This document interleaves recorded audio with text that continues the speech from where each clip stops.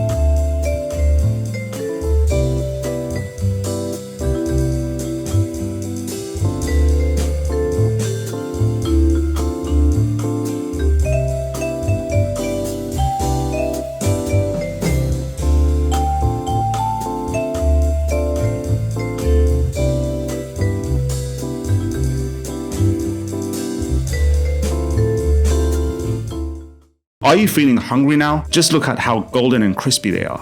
They tasted amazing too. These little golden fish cakes are packed with lots of flavor and have a crispy coating that the whole family will just love.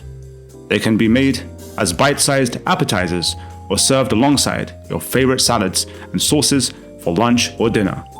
Do hit the like button and subscribe to my channel. It really helps our channel reach more people. Have you seen our popular battered fish recipe yet? Click the link here to view it. And with that said, catch you in the next one.